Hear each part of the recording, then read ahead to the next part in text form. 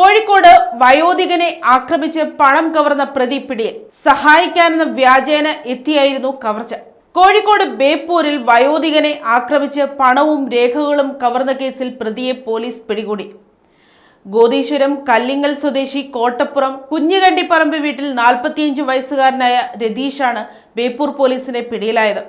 വഴിയിൽ കാൽ തെറ്റി വീണ വയോധികനെ വീട്ടിലെത്തിക്കാമെന്ന് വിശ്വസിപ്പിച്ച് കൂടെ കൂട്ടിയ ശേഷമായിരുന്നു പ്രതിയുടെ ക്രൂരത. കഴിഞ്ഞ മാസം 27-നായിരുന്നു കേസിനാസ്പദമായ സംഭവം നടക്കുന്നത്. ബേപ്പൂർ സർവീസ് സഹകരണ ബാങ്കിൽ നിന്നും വാർദ്ധക്യ പെൻഷൻ വാങ്ങി മടങ്ങുകയായിരുന്ന ചക്കുംകടവ് നദീനഗർ സ്വദേശിയായ വയോധികനാണ് കവർച്ചയ്ക്ക് ഇരയായത്. BC റോഡിലുള്ള ആയിഷ കോട്ടേജ് ഫ്ളാറ്റിലേക്ക് പോകുന്നതിനിടെ BC റോഡ് ജംഗ്ഷന് സമീപം വെച്ച് ഇയാൾ കാൽ തെറ്റി റോഡിൽ വീഴുകയായിരുന്നു. ഈ സമയം നാട്ടുകാർ ഓടിക്കൂടുകയും വയോധികനെ സുരക്ഷിതമായി വീട്ടിലെത്തിക്കാമെന്ന വ്യാജേന പ്രതിയായ രതീഷ് ഒപ്പം കൂടുകയുമായിരുന്നു. എന്നാൽ ഫ്ളാറ്റിലേക്ക് പോകുന്ന വഴിമധ്യേ വിജനമായ സ്ഥലത്തെത്തിയപ്പോൾ പ്രതി വയോധികനെ ക്രൂരമായി പിടിച്ച് തള്ളിയിട്ടു.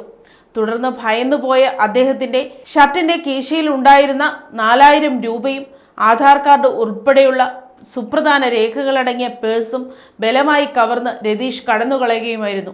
അക്രമത്തിന് ഇരയായ വയോധികൻ നൽകിയ പരാതിയുടെ അടിസ്ഥാനത്തിൽ ബേപ്പൂർ പോലീസ് കേസ് രജിസ്റ്റർ ചെയ്ത് നടത്തിയ ദ്രുതഗതിയിലുള്ള അന്വേഷണത്തിലാണ് പ്രതി വലയിലായത്.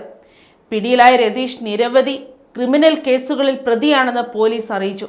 ബേപ്പൂർ, മറാട്, നല്ലളം എന്നീ പോലീസ് സ്റ്റേഷൻ പരിധികളിലായി വിൽപ്പനയ്ക്കായി മദ്യം കൈവശം വെച്ചതിനും പൊതുജന ശല്യത്തിനും വീടുകളിൽ അതിക്രമിച്ചു കയറി ആക്രമണം നടത്തിയതിനും ഇയാൾക്കെതിരെ മുൻപും കേസുകളുണ്ട്.